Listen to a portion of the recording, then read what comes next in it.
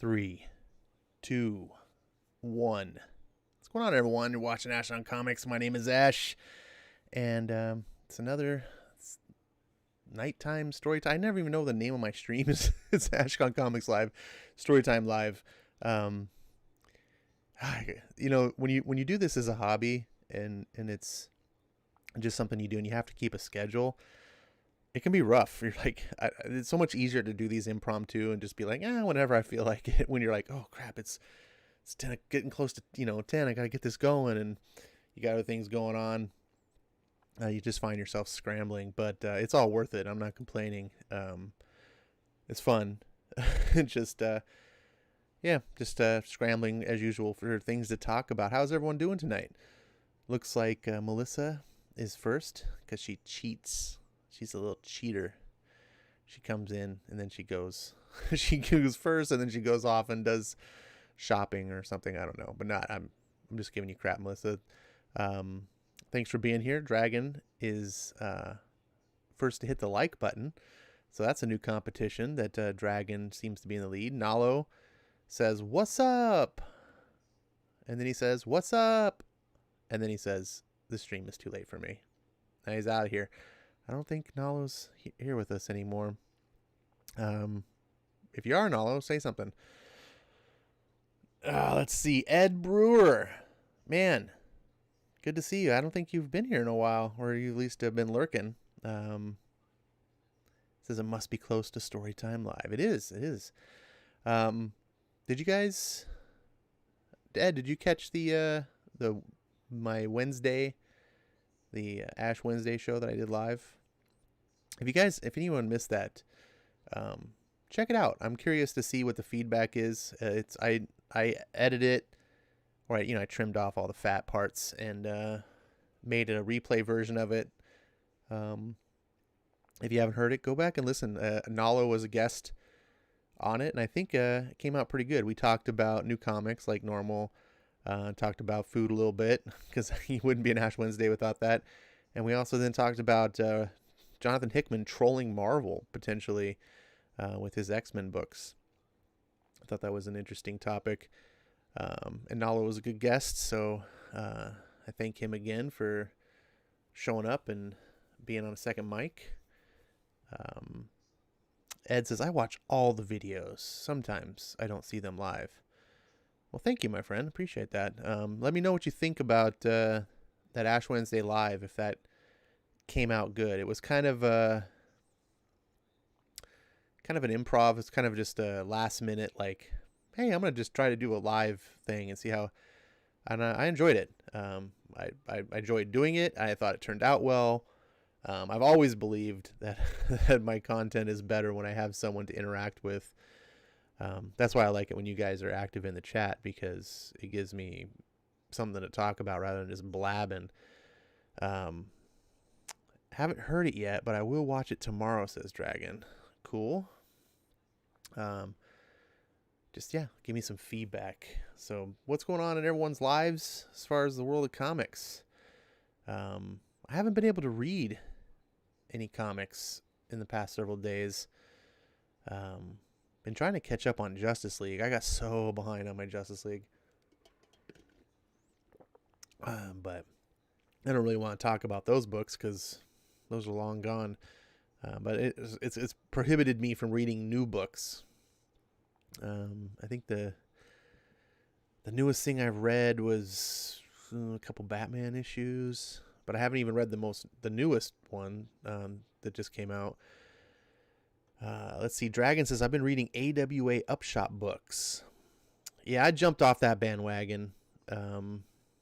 I did the first 4 books that launched. I made videos on, and I thought all of them were they're pretty fun. I didn't find any of them to be bad books. The Resistance was my favorite, followed by Archangel. Was it Archangel 8? Is that what it's called? I just was like, man, my pull list is about 25 books right now, and it's too big. And of course, this was pre-pandemic, or at least pre-shutdown. And during the whole pandemic and not buying comics, and of course still suffering the economic aftermath that's ongoing, I was like, I don't want to be paying these comic bills anymore. And I have to be really choosy on my books. So I hope they do well, because like I said, I thought they were cool. I liked J. Michael Straczynski. I thought The Resistance was interesting. So what book, which Upshot is the best, Dragon, the one that grabs you the most? He says, I've also been reading an Image book called Tartarus. Haven't heard of that one. Christopher Barker's in the house. Hey, Ash. I just bought the only Black Widow poster in my Walmart. My lucky day. All right, well, I didn't realize you were a Black Widow fan, but if you are, I guess that is your lucky day. Congrats. Dragon says, I like The Resistance and Archangel 8. Thought Hotel was good too. Yeah, I thought Hotel was good too, but it's not really... That one wasn't my cup of tea. It's one of those books that I can read and go, yeah, this is fun. Do I want to pay another $4 for another issue? No. But not because, like I said, it's not because it's bad. It just doesn't grab me to want to go out of my way to read it. If someone handed me a copy and said, hey, you want to read the next issue of Hotel? I said, sure. Yeah, I'll see what it's all about. But I guess that's what it is. For me, like, it has to be more than good. It has to also pull me, and be like, you must read this. You can't wait. And I really like that feeling too, by the way. I don't know if you guys have comics that are like, you can't wait to read the next issue. You're just like, when you go to the shop on Wednesday and the book is out, you're like, you're just like chomping at the bit to get home and crack it open and read, because you're into it. It's like you can't wait to keep going. That's how I am with Ascender. I love that book so much. Let's see. Either Resistance or Archangel was your favorite. Okay, so you're kind of like me, I guess. Archangel kind of had that whole like Punisher meets Angel of Death type thing going for it, which I thought was cool. And that writer, was it Michael Morrissey? I like the tone that he gave it. It was a little dark and brutal, but I kind of liked it. Like, you know what Archangel 8 reminded me of? It reminded me of what I wish Spawn was. Like, Spawn is like too out there for me. It's just too much like, oh, look, there's demons and angels and more demons, and then more spawns and anti-spawns, and then this thing, and you're just like, it's constantly just retreading the same thing over, and just instead of having straightforward stories and going on the fact that Al Simmons used to be this like badass commando guy, hitman. I don't know. It's just him as Spawn. I don't know. That was me when I read it. I was like, yeah, this is. I would like to see Spawn be like this. So I also read Red Border, Year Zero, and Devil's Highway. I have not read Year Zero or Devil's Highway. Those were on the second wave. Of the two, Year Zero sounds like it would be the one that I was more interested in reading. But then I read Benjamin Piercy's X books, his Cable and his X Force, and I was just like, no, not Cable, Wolverine. He does Wolverine and X Force. Oh God, Cable's horrendous. And I was just like, I don't think he's a good writer. I just both those books are just bleh. So I was like, yeah, pass. I guess it's just too many good books, and I guess that's a good thing to have. It's a good thing to be like, I have to pick and choose. Ed Brewer says every comic used to be that way for me. Yeah, there's too many books these days. I mean, before the before the pandemic shutdown, the industry was pumping out 500 books plus a month. That's way too many. That's way too many books for this market. And obviously you can't have 500 quality books. I mean, I have this theory that in any genre, any medium or whatever, there's 5% is quality, you know? And so that it's, you know, 95% is not worth my time. Ash, did you hear the next Star Wars film has been delayed to 2023? No, but it doesn't surprise me because Lucasfilm is a complete shit show. I do not understand why Kathleen Kennedy still has a job. Does she know where the bodies are buried? It doesn't make any sense to me. Like, she has cost Disney potentially billions of dollars. Potentially billions of dollars. Like, she has, I mean, she's not single-handedly, she didn't make all the movies or whatever, but she's the top dog, right? When you have failure, the person at the top takes the blame. And she was the major not the architect, but the major overseer of every Star Wars film project since Disney, acquired it from Lucas. And, Force Awakens, shit tons of money, right? Of course. I mean, Force Awakens did everything that Disney wanted it to do. But I think that would have happened in your sleep, right? I think that was like the perfect storm for Star Wars. Like, that movie was you could have hired the fry guy at McDonald's to oversee that, and it probably would have been the same. That's a freebie.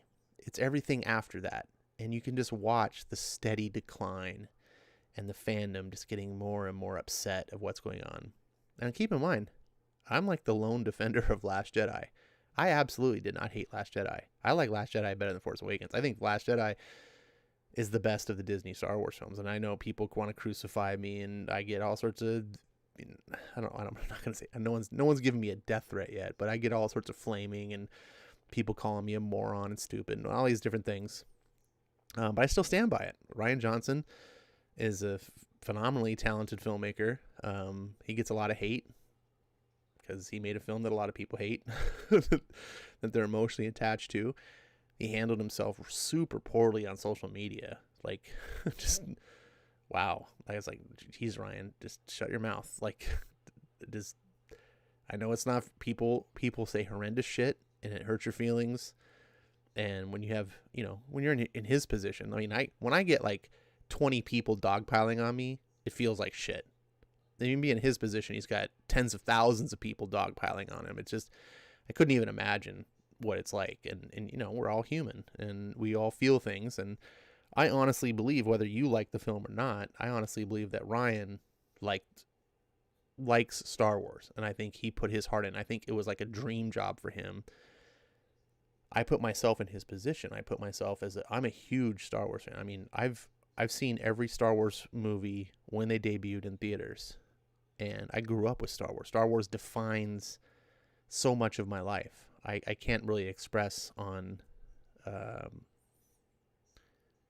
over a YouTube thing or whatever, what it means to me. But it means, if I could be a filmmaker and do a Star Wars movie, I think that would be, I could die and go to heaven. Like, that would be all I would ever want to do in my life. And then to do that, and then have the aftermath to do it, and then have everyone hate you and tell you you ruined Star Wars for them. You did, like, I just can't even imagine what it's like to be in his position. Like, how horrible. Like, you're just like, I got my dream, and then you're just like this pariah afterwards, and every Star Wars fan hates you and just wants you to die, and you're just like, it's a weird clown world that we live in. But anyways, I just wanted to be full disclaimer on my feelings and stuff. I'm not anti Disney per se, but man, Kathleen Kennedy, I'll tell you what, when you're at the top level like that, when you're on that pay grade, like she is, you get paid that much. You're not getting minimum wage, right? You're not even making $100,000 a year. You're not even making $250,000 a year. You're not even at that.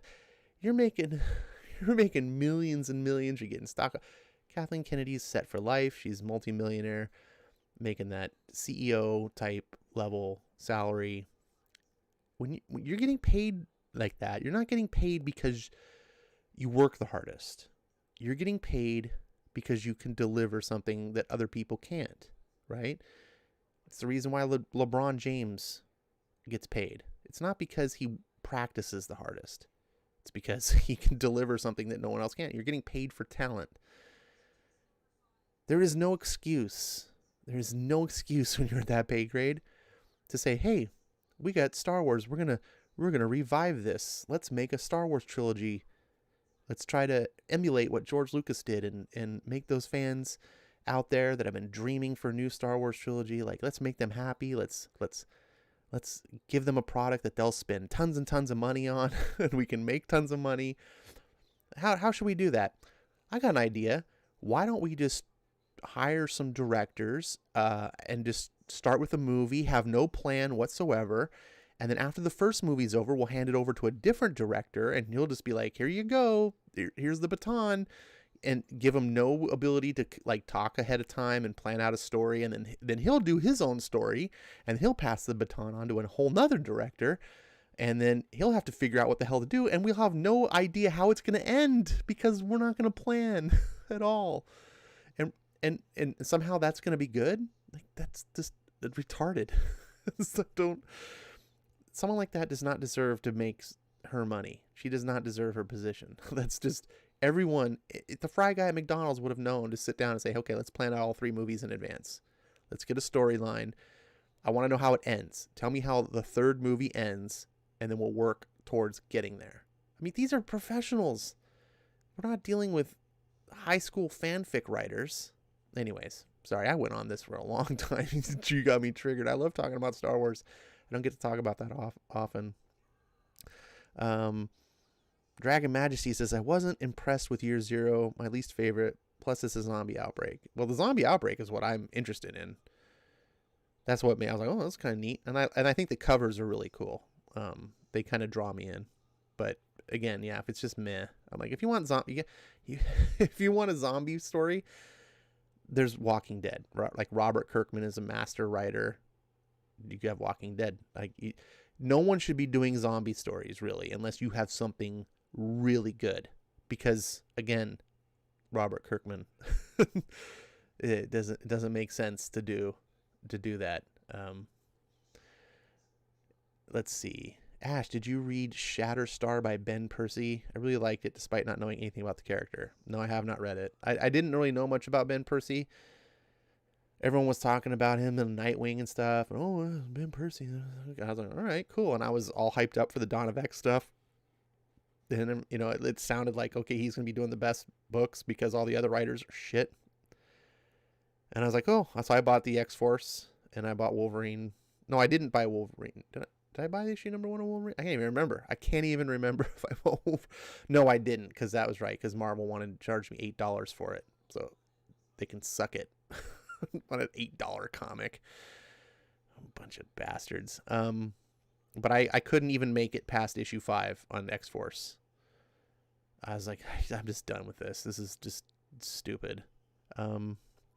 So no, I haven't read any. I don't, and I'm not interested in it. Like, someone would have to sell it really hard to me. They'd have to be like, Ash, I know, I hear what you're saying, but this book is really good. And I mean, really, I'd think, all right, maybe I'll try it. But if you're just like, it's pretty good, I'm like, nope, probably not. I don't believe you. No offense. Let's see. Yeah, Kathleen Kinsey lost $2 billion on 8 and 9 box office alone. No, that's not true. Last Jedi made shit tons of money. That's not even, no. But the billions that they lost.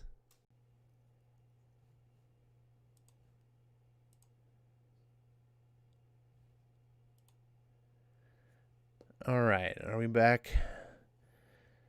Just had a slight minor crash on the PC. Had to reboot the streaming software.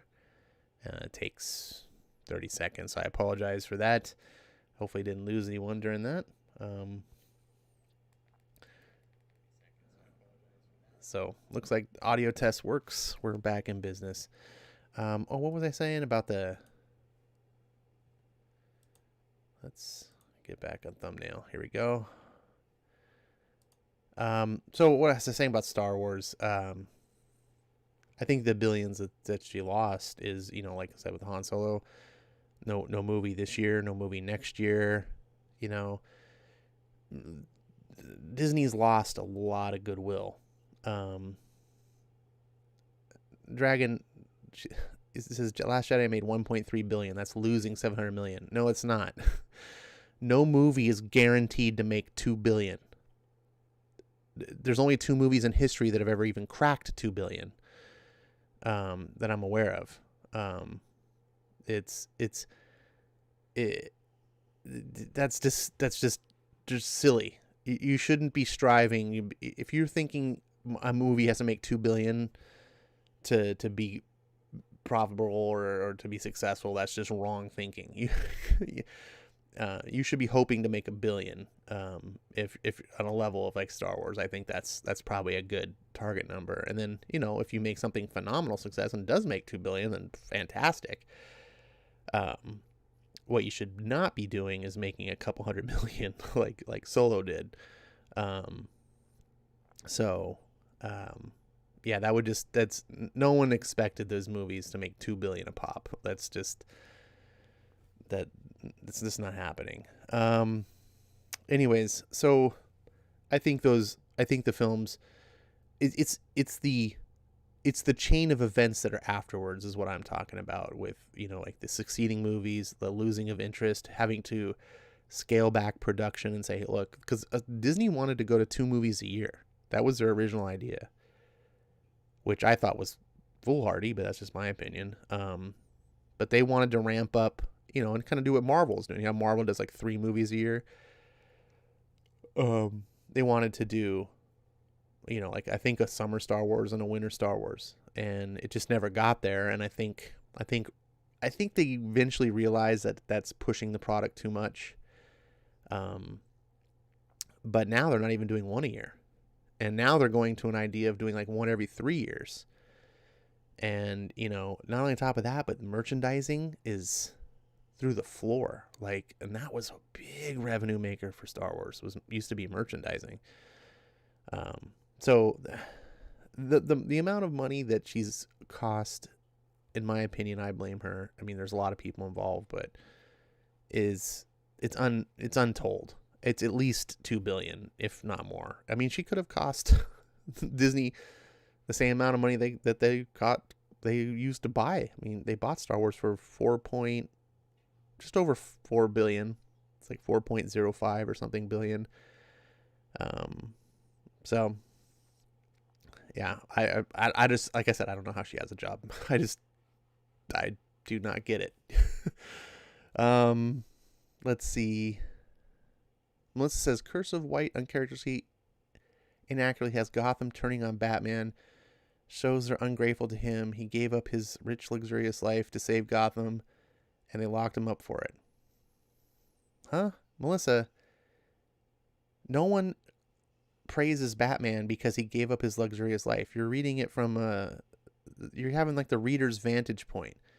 The average person in Gotham doesn't know who Batman is.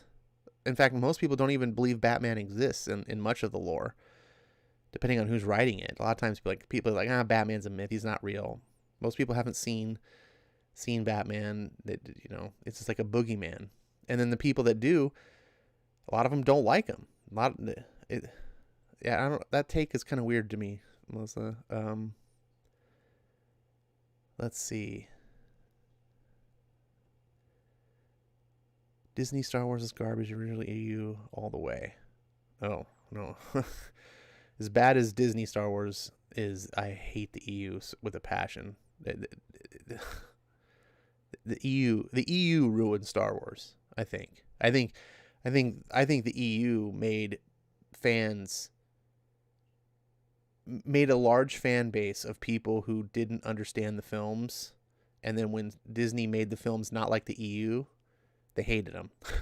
Like it, and I think that's one of the backlashes of Last Jedi, because Last Jedi shows phenomenal understanding of the original trilogy. Rian Johnson has so many things in that film that harken back to the original trilogy. And so many people complain about that film and go, this movie sucks because of this, and this, and this. And I'm like, all those things that you hate Last Jedi for are all in the original trilogy. But you don't hate them in that. It's because you've been trained to think that Star Wars is now something different. I hate the EU. They crashed a moon into Chewbacca. Give me a break. People like, Leia's floating in space. How stupid. Really? They crashed a moon into Chewbacca. Sorry. Plus, 3 of the worst books I ever tortured myself reading were in the EU. The Last Jedi, or was it, no, not Last Jedi, the Jedi Academy trilogy by Kevin J. Anderson. I don't want to think about that anymore. Christopher Barker says Star Wars fans suck. Wait a minute. I'm a Star Wars fan. I don't suck, do I? If you like or defend the sequels, either you're called an idiot or a SJW. It pisses me off. Isn't Star Wars getting delayed a good thing? It can be a good thing, for sure. I don't paint everything with the same brush, right? I think just because something's happening doesn't mean it's black or white. I don't think it's like, it's either bad or it's good. It can be both.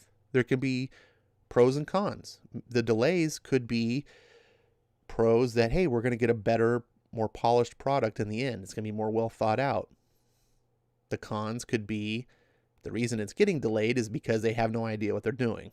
Like, I don't know. I'll just wait till the finished product is out. I gotta say, the Mandalorian doesn't give me much hope. The Mandalorian is showing me that no one over there really knows what they're doing. Although I do like some of the things in Mandalorian. Mandalorian is more forgivable to me because it's a TV show, so I don't expect it to be like the movies. But let's see. Chris Barker says people still buy Star Wars merch. Well, sure. They don't buy it like they used to, though. That was my point.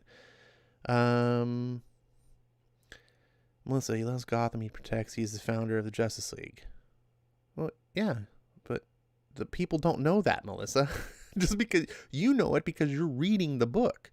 You have a special insight into his life that the average person on the planet doesn't know.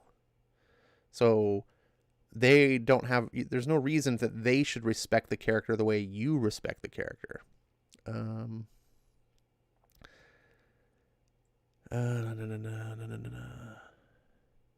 Chewie was killed by Yuzhong Vong living ship. I read the book you were whining about. All right. Okay. Let's see. Melissa says, pre-crisis Earth 1 and 2 Gotham respects Batman. So does Post Crisis. You're reading Dan Didio's nihilistic, hopeless New 52 garbage. No, I'm not. I'm not. What is going on? I'm not reading that.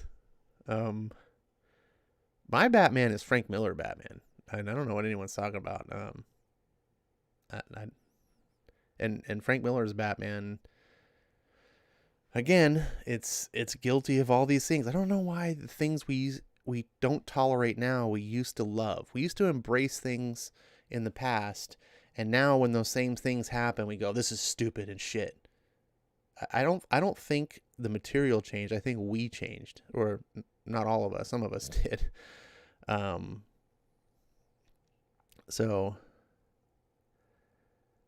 Gotham trusts Batman. He saved Gotham many times. People don't know that Batman saved Gotham. That's my point. Like I said, most people don't even know that Batman really exists. Whatever. I guess we're gonna all have our own opinions. That's kind of the deal with comic books in general, or stories in general. People are gonna have their own perspectives, to have different takeaways. I think the White Knight is some of the best written Batman in 20 years. So, I'm sorry that you're not able to like it. To me, because I see it in such a high regard, I feel like anyone that doesn't have the same perception is just missing out. Speaking of missing out, though, let's go into the world of Twitter. You'll never miss out on the world with Twitter. In fact, you will poison your brain and you'll learn to hate life. Let's see. What the hell's this? Tucker Carlson, Pentagon's UFO unit to release some findings. Interesting. What's this?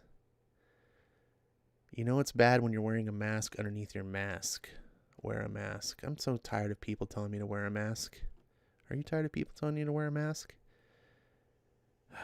I was in a comic book store today, actually. And they had like a radio playing in the background kind of quietly or whatever. And some person came on, and it was just like, don't forget, it's pandemic still going on. Wear your mask. And I'm like, do you think anyone is forgetting? Are there people out there really somewhere forgetting? There's a pandemic. I totally forgot. Like, it's not in our faces every day. Hey, look at all the baseball people kneeling. Oh, every player and coach on the Yankees national took a knee before the national anthem. Oh, they can all suck a dick while they're on their knees. Let's see. Man, this is just a cesspool of awful. Why did I do this?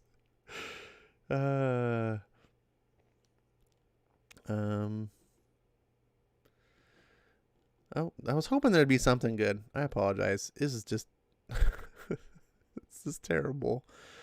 This is funny. New Legos. Unidentified Federal Goon Squad. I want that Lego set. That'd be funny. Okay. I'm done with that. Sorry about that. Amazon's doing Virtual Con. Did you guys know this? I just found this out today. It starts July 23rd. So that's today. Let's see what's going on. They have shows, gaming, comics, cosplay. Let's see. Oh, they're giving away some freebies. What's this? The Boys Soup Swag. I want freebies. Store closed. Check back later for availability. Awesome. Awesome, Amazon. You're sold out. The first day. How long is this going on for? Till the 26th? And there's already... Sold out. Stupid. Well, I was trying to promote this stuff. I don't know if you guys heard this. I haven't picked it up yet. There's this thing, Dawn from the Dreaming. Oh, wait, no, this might be something different. Share your encounters with the Sandman for a chance to have them drawn by a DC top artist. We invite you to share your visits to the dreaming where Lord Morpheus the Sandman reigns. Your dream could be one over 100 plus illustrated by a top DC artist. Possibly even a creator of the original graphic novels. Call 515 Sandman and be greeted by Neil Gaiman himself, where you may share your strangest dreams, nebulous nightmares, your glimpses into this unlimited reality. You may also share your dream in the form below. So you have to call 515 Sandman. You have to be in the U.S. only, and you have to use a cell phone. I wonder why that is. All right. Well, that's kind of interesting. I don't remember my dreams, so I couldn't participate. I think that's discrimination, to be honest. I'm gonna go complain. In fact, I'm gonna go write a Twitter post about it right now. Just kidding.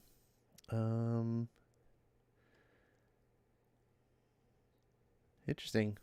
There's a lot of stuff here. I don't want to spend too much time, but a lot of panel stuff. I'm really kind of glad that I found this, because I keep hearing about this whole Comic-Con at home thing, and I'm like, it's so disorganized. You know, I keep saying like, oh, there's this channel's doing something and this channel's doing something, but I was like, I need like a one-shop place. I go to one place and have it all organized and see like, here's this, here's that, and this looks like exactly what I've been asking for. So I'm just kind of scrolling through. I haven't visited this at all yet, so I have no idea even what I'm showing you. Looks like there's just different panels and things going. Live drawing with Jock, comic book movie trivia night, create your own comics panel thing, cosplay. There's a lot of stuff here. I'm kind of impressed. Amazon. So you can go here yourself. I mean, everyone knows where Amazon is. And find out if there's anything to interest you. Frank Miller Batman is a great Batman. All right, cool. We're back on track. Ramen swag. What's ramen swag? Where's Eric Breen tonight? Where's all the missing regulars? Is it Thursday? Is there a party going on that I'm not aware of?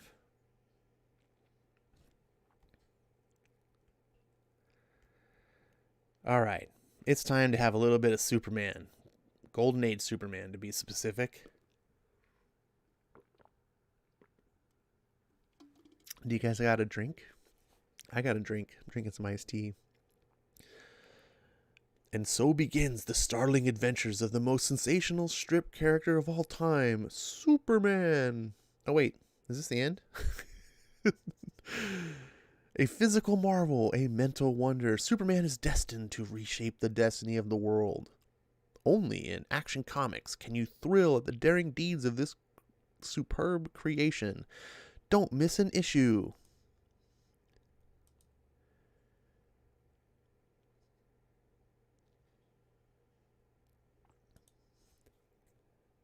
By Jerome Siegel, Joe Souser. Superman. As they topple like a plummet to the street below, 80 stories distant, Greer shrieks insanely the entire length of the building. That was a weird whole segment here. So he's got Greer, and he's jumping up the building, and then it's like, so begins the startling adventure. Like, that's like an ad. I thought that was the end of the issue. But nope, it's continuing. As they strike the sidewalk, it bursts into fragments. Say, wasn't that fun? Let's do it again. No, I'll talk. The man behind the threatening war is Emil Norval, the munitions magnate. You'll find him at the Lexington Park estate. Having secured the information he desires, Superman takes abrupt leave of Greer, springs to the top of the Washington Monument, gets his bearings, then begins his dash toward Norval's residence. Meanwhile, I can't explain over the phone, Norval, but you're about to receive a visit from the most dangerous man alive. Don't worry, Greer. I'll take certain precautions to ensure he doesn't remain alive long. 5 minutes elapse. Then, Superman steps through the window of Emil Norval's study and calmly confronts him. Whether you like it or not, Norval, you're coming with me. Sorry, but I have other plans. As he speaks, the munitions manufacturer surreptitiously reaches behind him to press a button on his desk. Dun dun dun. What are you holding behind you? Give it to me. All right, boys. He asked for it. Let him have it. Instantly, several panels about the room slide aside, and out step a number of armed guards. Next moment, Superman is the center of a deafening machine gun barrage. Unharmed by the rain of machine gun bullets, Superman streaks towards his would-be murderers. Good heavens, he won't die. Glad I can't say the same for you. Jesus, Superman. I like this Golden Age Superman. He's like mercenary.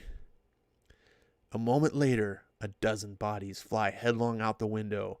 Into the night, the machine guns wrapped firmly around their necks. I don't see any machine guns wrapped around their necks in this picture, though. Let's see how effortlessly I... Wait. You see how effortlessly I crush this bar of iron in my hand? That bar could just as easily be your neck.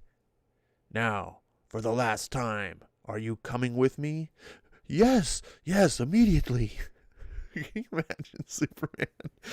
He's just like, I'm going to kill you. Several minutes later, you see that steamer? It's the Baranta.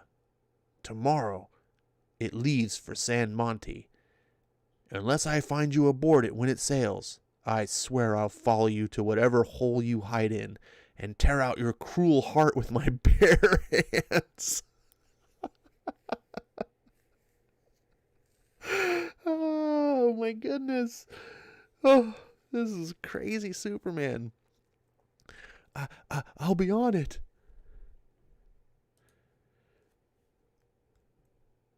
Next day, an odd variety of passengers board the San Monte bound steamer Baranta. Clark Kent and Lois Lane. Lois, what are you doing here? Our editor decided to have me accompany you to the war zone and send back dispatches colored with my distinctive feminine touch. A group of sullen-faced toughs who possibly intend to enlist with one of the armies as paid mercenaries. Lola Cortez, woman of mystery, an exotic beauty who fairly radiates danger and intrigue. And Emil Norval, who hurries pasty-faced up the gangplank and quickly confines himself to his cabin. Half an hour later, the Baranta hoists its anchor and slips out to sea, destined for one of the strangest voyages that the world has ever known. It's the first night out, as Norval nervously paces his cabin. There comes a knock at the door. He answers it. You! Yes, I thought I'd drop by and compliment you on having had sense enough to show up. A moment after Superman departs. That's him, remember. If he dies, your reward will be fabulous. He's as good as dead right now. As Superman stands silently at the ship's rail, admiring the moonlight, he whirls suddenly at the sound of footsteps.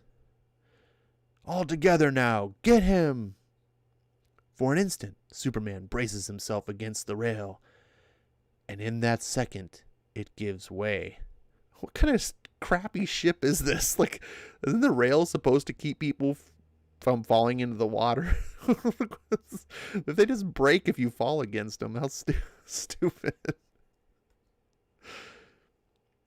He is flung, twisting and turning into the ocean. The thugs report back to Norval. It was simple. A little shove and he toppled overboard. How about that dough you promised us? You'll get nothing. Get out of here, you trusting fools, and be glad I don't turn you over to the police.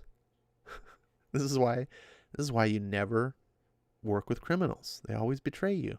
They always backstab each other. I never understood why criminals work together.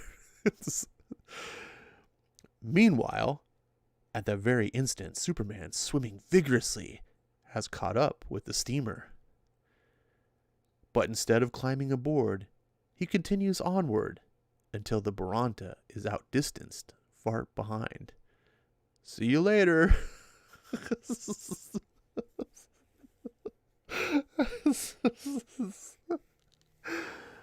Next evening, a few minutes after the steamer lands, Norval is attacked by his double-crossed henchmen. What did he expect was going to happen? Norval is saved by the timely appearance of Superman. Holy cats, it's him. Right. And here's where I even a little score. Superman subjects the toughs to the severest thrashing of their lives. The thugs flee before his fury. You saved me, but why? Because the fate you escaped is pleasant indeed compared to the one I have in store for you. What are you going to do to me? Nothing. If you join the San Monte army. What the hell? Does Superman just turn into a recruiter for third world countries? What's going on? Later in his hotel, if I could only do something, but it's suicide to resist that inhuman creature. I know what I'll do. I'll enlist in the army, then escape at the first opportunity. He's kind of clever. After Norval enlists, you! Yes, I joined too. I couldn't bear to be parted from you.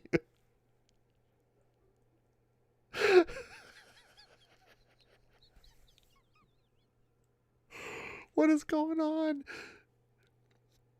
Orders from headquarters, sir. We're to move to the front. The new detachment moves in toward the battle line. What are you trying to do? Kill us both? You'll see. What I can't understand is why you manufacture munitions when it means that thousands will die horribly. Men are cheap, munitions expensive. At that instant, a shell whines overhead, then bursts. The column of soldiers drops flat to escape flying fragments. This is no place for a sane man. I'll die. I see. When it's your own life that's at stake, your viewpoint changes. Shortly later, the company pitches camp, retires. Sentries are puzzled by a dark shadow. What was that? Probably just a bird. But in reality, it's Superman speeding to a strange rendezvous in the enemy camp. But the question, General, is how strong are our lines? Impenetrable. At that instant, a figure bursts into the tent. Smile, please. Thanks. He's so stupid. Superman just shows up and are taking pictures. A few minutes later, gone, but he won't escape. Guards! Later that evening, Clark mails a package. Where to?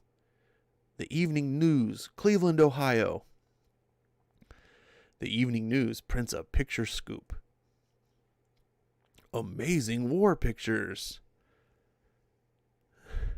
They're just like, they're like, huh, what? This picture.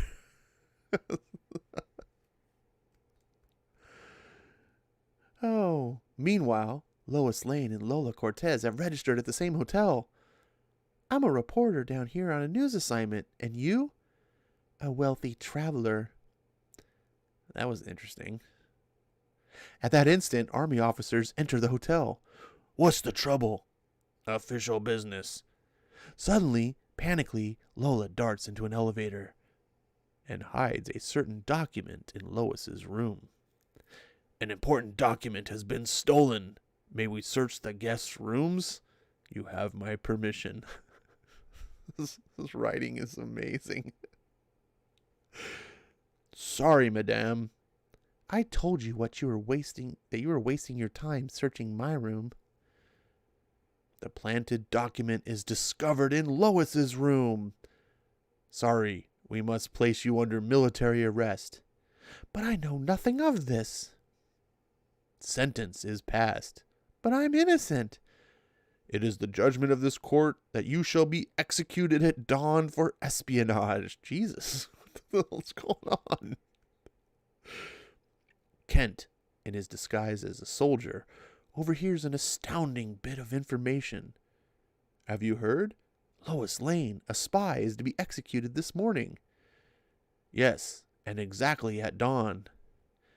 At that very moment, Lois is being led out to her death. I tell you, you're going to kill an innocent person. Almost faster than the eye can follow, a fantastic figure streaks past mile after mile. Ready, aim, fire. Down, down into the range of fire plummets Superman. Covering Lois's body with his own, he receives the shots meant for her. Shoot and be hanged. I don't know what that means. Stop! You can't do this. It's impossible. Thanks for letting me know. Superman. Right. And still playing the role of gallant rescuer. What manner of being are you? Save the questions. Finally, Superman drops towards the ground into the midst of the torturer's inquisition. You'll tell me how many men there are in your detachment, or... Let me go. What are you going to do? Give you the fate you deserve, you torturing devil. For an instant, Superman poises the torturer overhead, then tosses him away, hurling... then tosses him away as though he were hurling a javelin. The torturer vanishes from view behind a grove of distant trees with a pitiful wail. Superman unties the torturer's captive bonds. You're free to flee. You're free to flee. Good luck.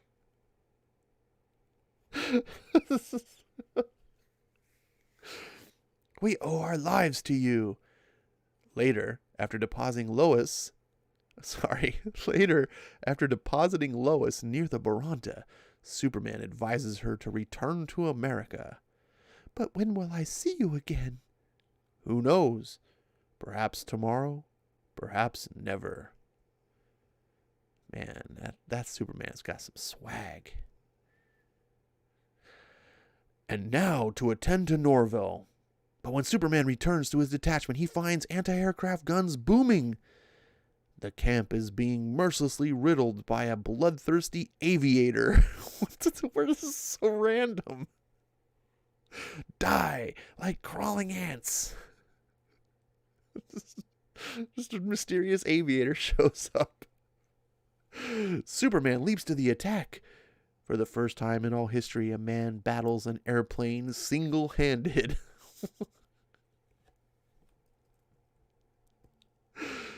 The plane zooms towards Superman's figure, guns blazing, into a head-on crash. Its propeller shattered upon Superman's skin, the airplane falls to its doom. Norville had witnessed the crash. Good. That finishes my nemesis.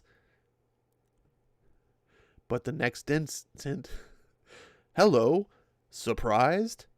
Superman! Still alive! Let me return to the U.S. I've grown to hate war. Okay, but you've got to quit manufacturing munitions. Oh, God, they're right. God, they're so right.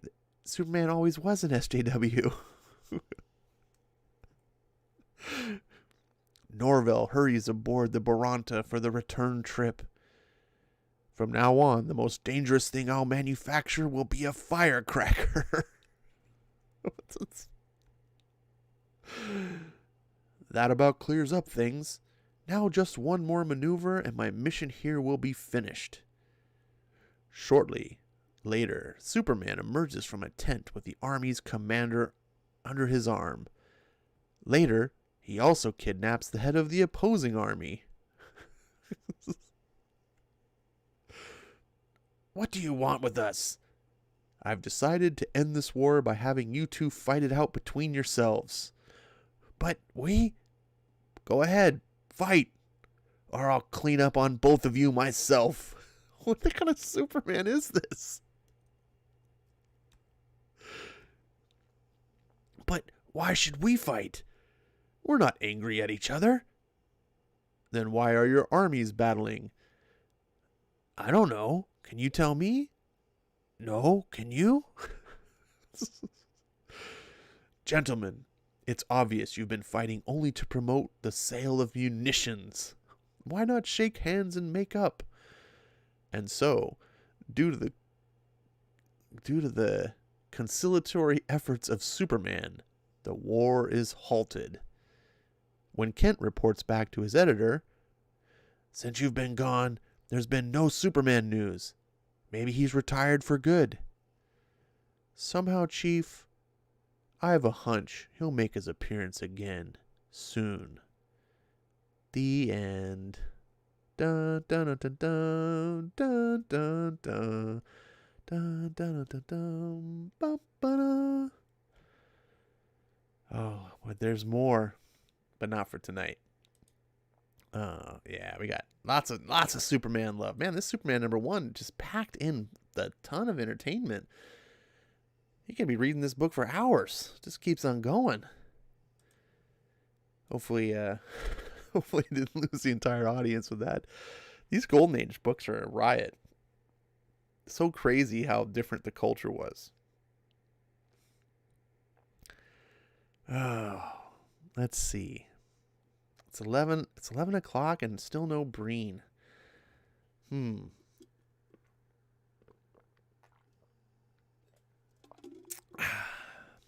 He's probably all tired out. You know, he made a video. I don't know if you guys saw. Those videos really take a lot out of him. He's probably gonna have to sleep for a couple days. He makes about one a year.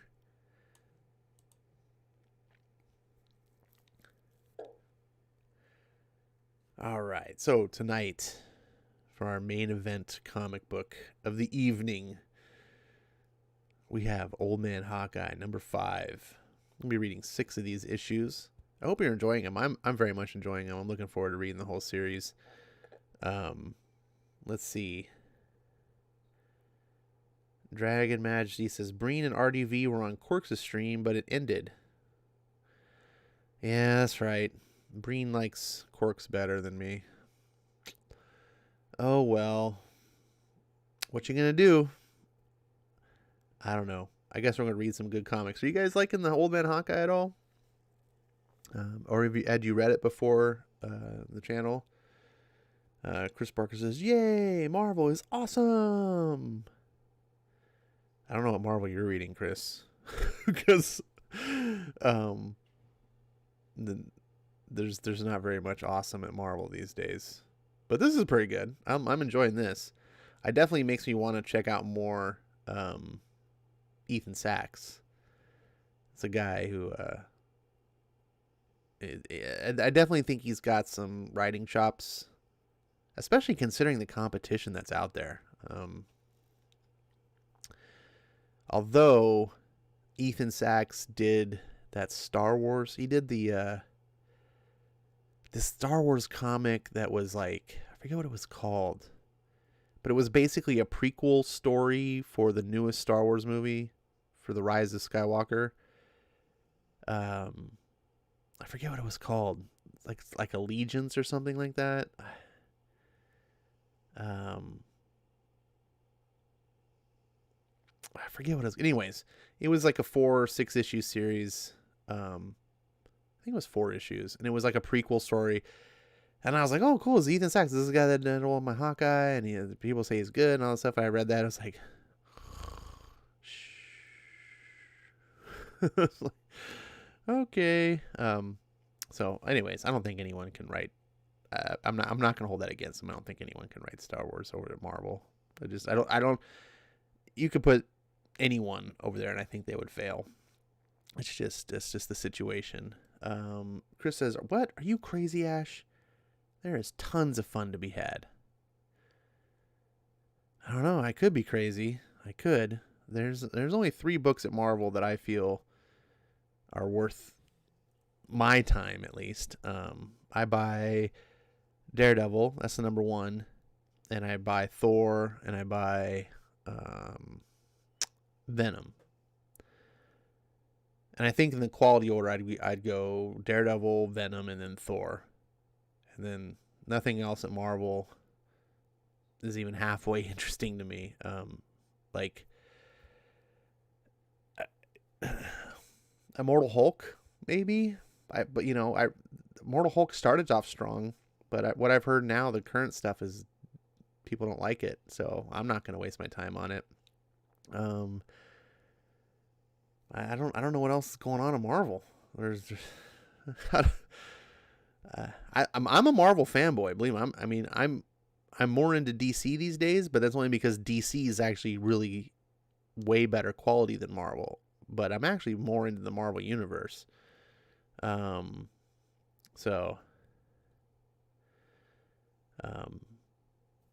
Yeah. Let's see. Chris says, Star Wars books don't matter, Ash. The movie will contradict what happens in the book. No, that's the problem, Chris, is that they do matter. Disney made the stupid decision when they bought Star Wars to say everything that they make is canon. So now it's kind of a good thing and a bad thing, because with the EU, you could just sort of ignore stuff and be like, it's only the movies are really canon, But now it's like everything is part of everything, and it's an unwieldy universe. But DC has sucked since the New 52. What? Hold on a second. DC has sucked since the New 52.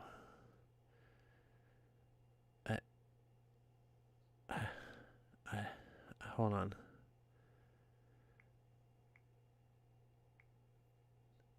I don't know what else to say to that. Wrong. You need to read some Rebirth, my friend. Rebirth destroys what Marvel was doing and is doing. No. DC has not sucked since the New 52.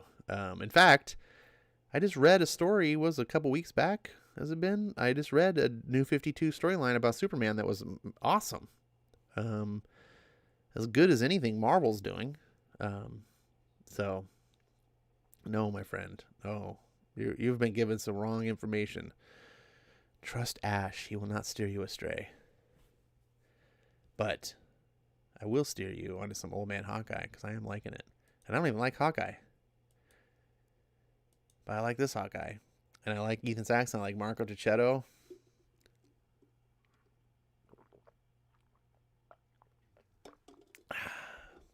And I like some cold iced tea. Let's see. Go.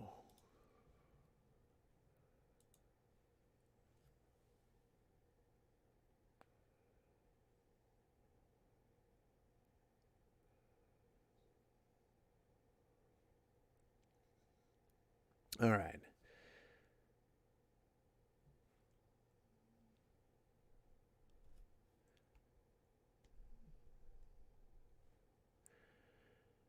Eye for an Eye, Part 5. Desperate Times. The White House. Send in 2 extermination teams. If they can't take him in, they'll have to take him out. Bullseye seems to have stopped at the clinic, which means he's injured and cornered. But that just makes him more dangerous. Pity. I'd rather not have killed off my most prized weapon. But my science division did warn me that deathlock implants would eventually drive him insane. Actually, Air Skull, there may be an explanation. Bullseye was reported at 2 recent murders flagged by local authorities. So? But these weren't just normal victims. Get to the point, Tobias. They were your people, members of the Thunderbolts, and it may not have been Bullseye doing the killing. Witnesses say Atlas was murdered during his show at Arcade's Murder World by a guy with a bow and arrow. Same with the Beetle. Bow and arrow. If any of them survived, it couldn't have been him. All right, Bullseye. This here's an arrow with your fucking name on it.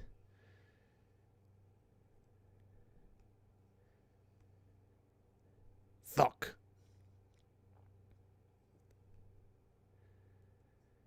Best 2 out of 3? Ha! You trying to lull me into a false sense of security so I go double or nothing, Hawkeye? Yeah, false sense of security. You got me, Turk. Josie's Bar, outskirt of Paste Pot Creek. But you know I'm not here to take your money. Yeah, you mentioned already. You want to know about the sanctuary of the Silent Sisterhood where Songbird lives. Damn it. Dwight, would you knock it off with the fucking ants? I might get an actual paying customer one day.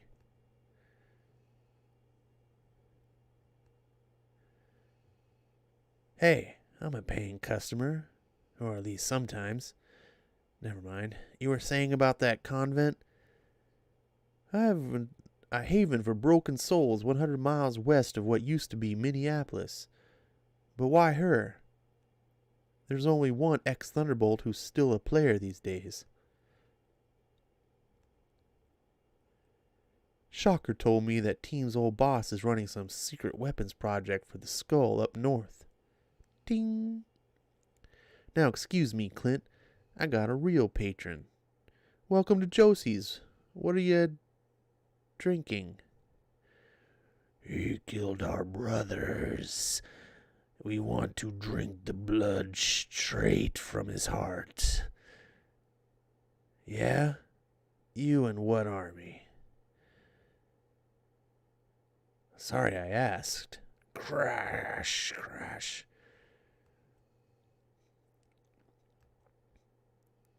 Claire's Temple's Clinic, Electroville. I'd be careful with that needle if I was you, Dr. Temple. I really don't have the patience to be stabbed again. Almost finished. You were the one who didn't want anesthesia. Don't stay healthy long in my line of work by trusting doctors. Need my mind as sharp as your scalpel. Still, you did a pretty good job there, Doc. I can see why you're so popular with the radicals and the rebels. Say, you haven't had any unusual clients recently, have you? No, can't say that I have. Then let me spice some things up for you. I did what you... Relax. Ma'am, I'm not here to hurt you. Hell, I'm not even here for the stitches. I could have done that myself. I need your assistance with something more precise. I got an inconvenient HK8 Deathlock chip, tracking chip in my head that I need you to take out. But even if I could perform that kind of delicate brain surgery here, a chip like that would have multiple fail-safes. Notice the little binder that she's got her hand on. It says C. Barton. I may be able to shut one down, but not all of them. Not before one of the defensive countermeasures. I get it. Bye-bye bullseye. So, how can I get it done? You'd need the kind of high-end neural mapping tech that you can't find in the wastelands. Neural remapping. Well, I do know just the lost soul with some first-hand knowledge. Looks like I'm gonna have to do this the hard way. Bullseye, we know you're in there. Come out and we'll make this quick. Quick? Where's the fun in that? You've been so helpful to me, Dr. Temple. He grabs a bunch of scalpels. I'll try to keep the death and destruction outside. Shunk, shunk.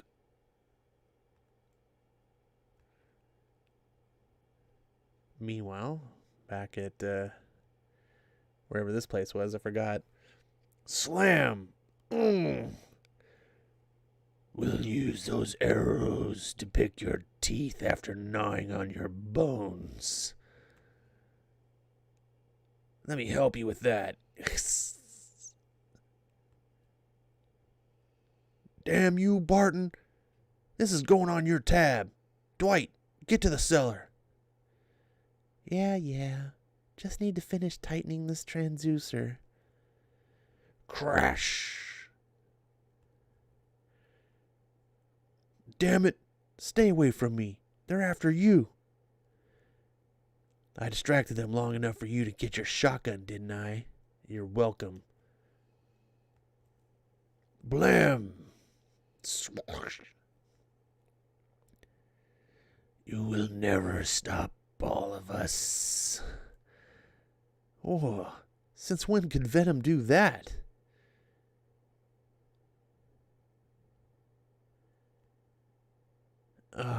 Those fucking Madroxes. Tosses a bottle of liquor.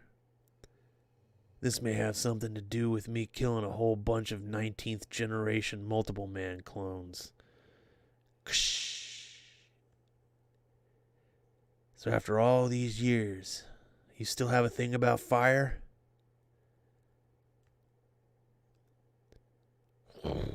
I'll take that as a yes. Yeah! That's a pretty wicked page. Dwight, I'm not going to tell you again. Get to the cellar.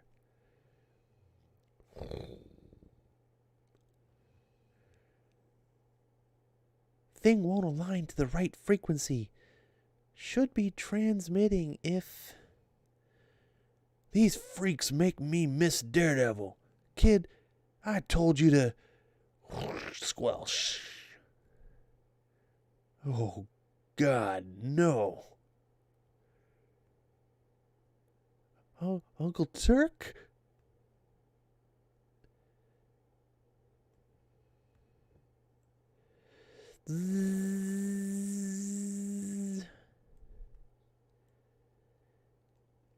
Get out of here, kid. You've got guts, but leave the ass kicking to the adults. Ding. Grog. You will feel pain we felt for each brother you slayed. There's nowhere to run now. Run? I got you right where I want you. No more stupid jokes after I devour your tongue. Honk, honk, honk. Crash. Oh, rad. The kid is driving the car. Oh, and he's using the ants. Look at that, to step on the gas pedal. Grog.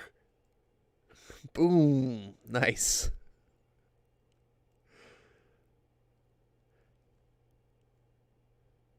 Smush. Thanks for the assist, kid. Now, get us out of here. Doesn't matter how far you run, Archer. We will follow you anywhere you go. Looks like there's something on the bumper there.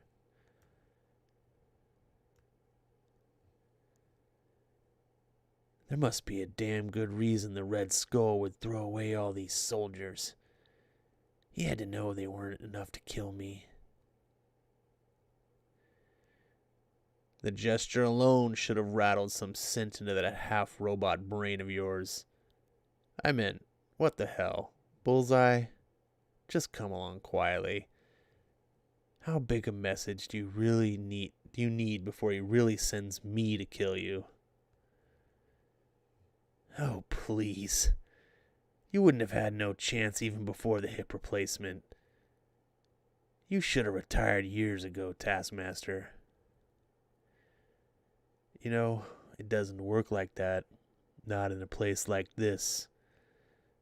You just keep stabbing until someone comes along to stab you. People like us don't get to retire.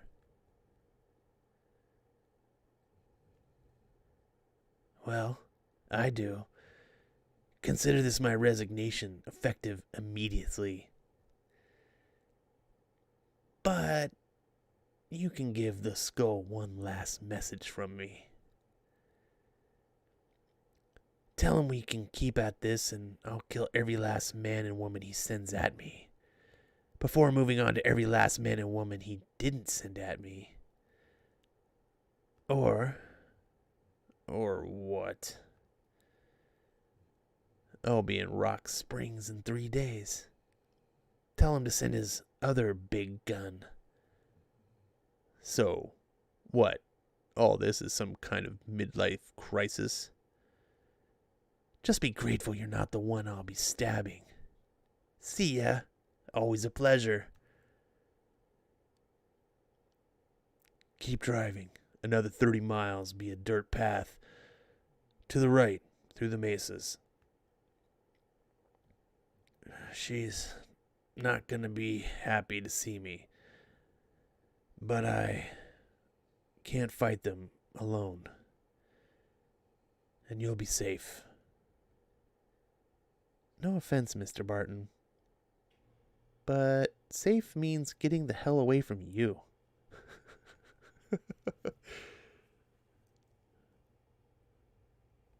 Huh?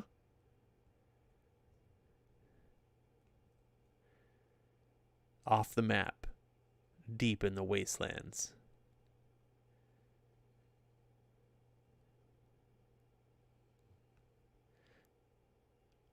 Who are you, and why are you here?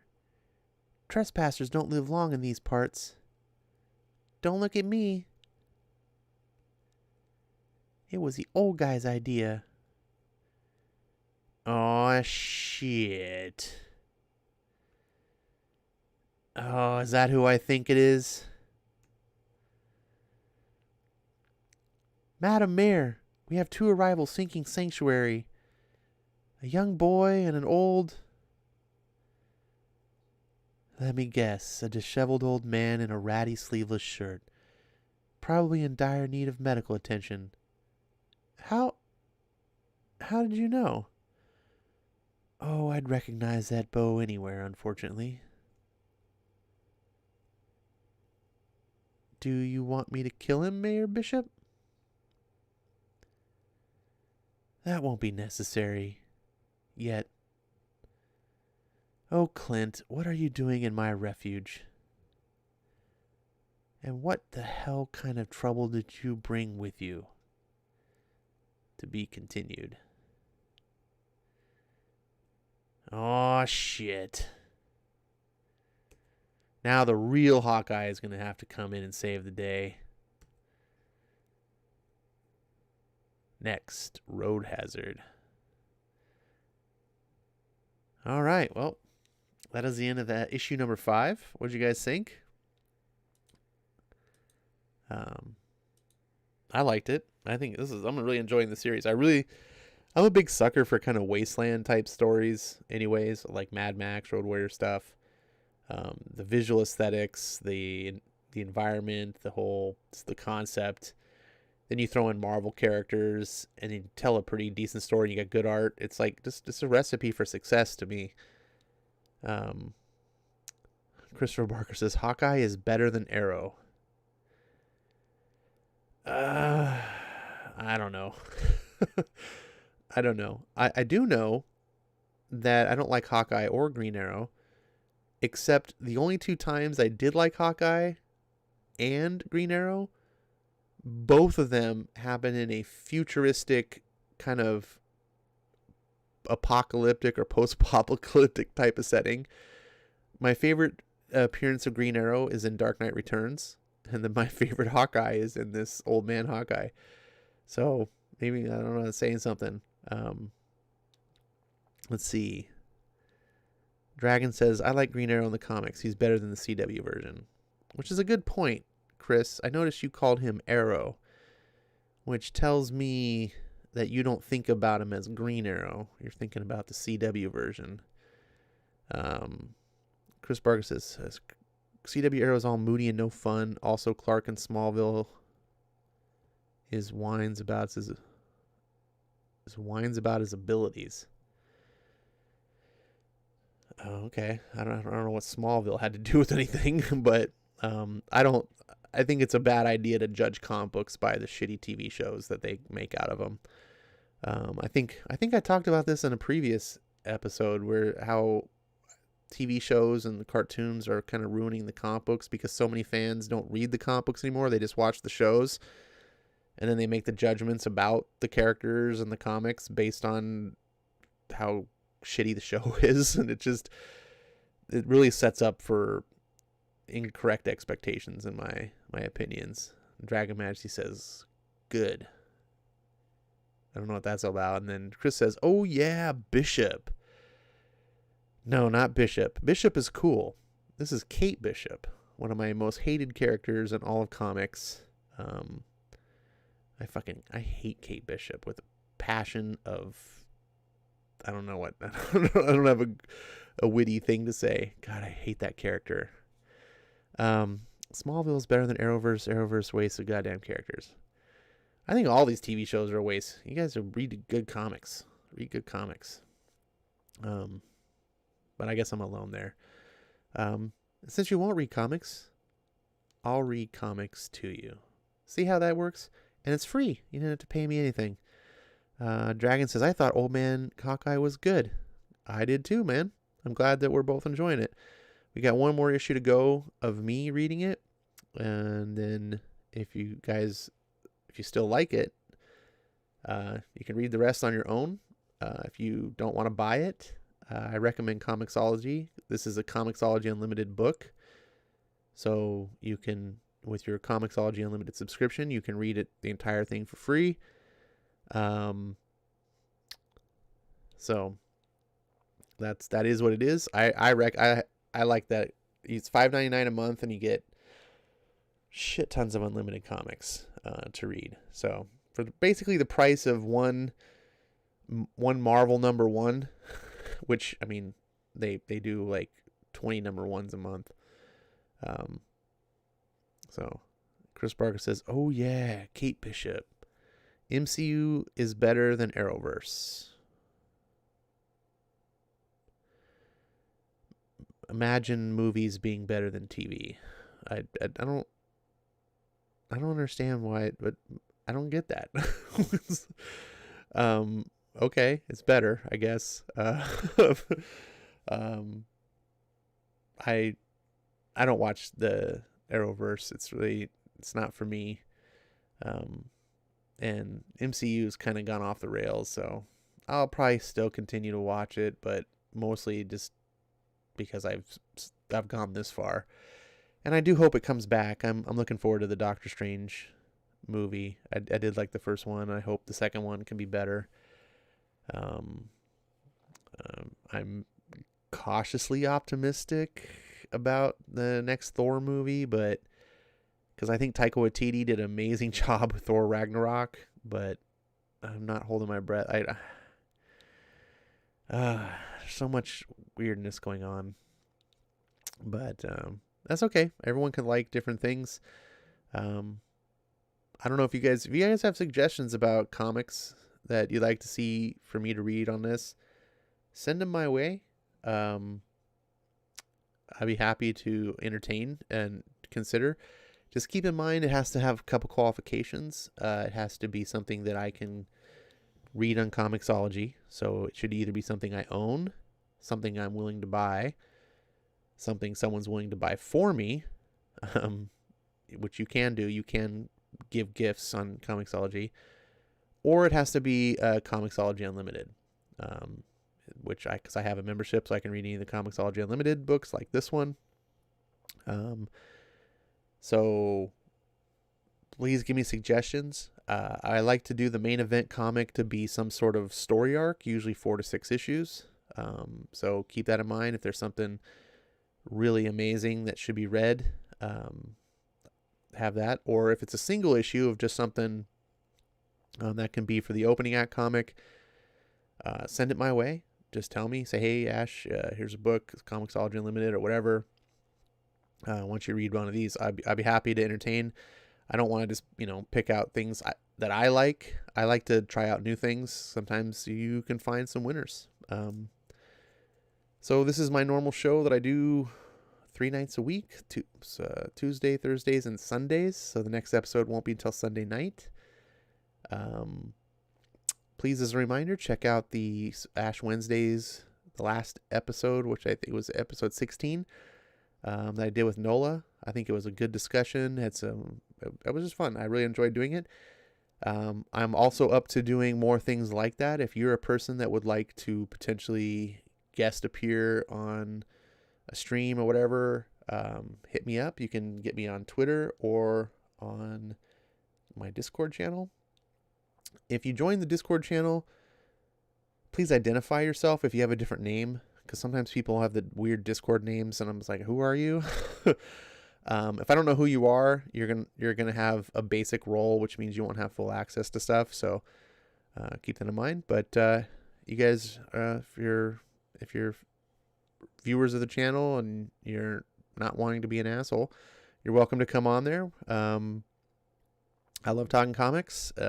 Like when other people get to meet other comic fans, talk to each other. I'm going to wrap this one up kind of short. Not too short. It's 11:39. I always try to end before midnight, but I think we had some good discussion, some good comic reading. I look forward to getting the last issue on Sunday, and then I'm probably going to binge the other 6 issues after the show. But thanks for showing up tonight. I really do appreciate it. You guys are what make this whole show possible, just by your attendance and participation in the chat. This is just meant to be a fun hangout and talking comics. So hope you guys are having fun reading comics yourselves, buying good comics. Remember to share, spread word of mouth. That's the best way to get good comics into the hands of other people, and so we don't read bad stuff. I'm just going to end that by saying #ReadHawkman.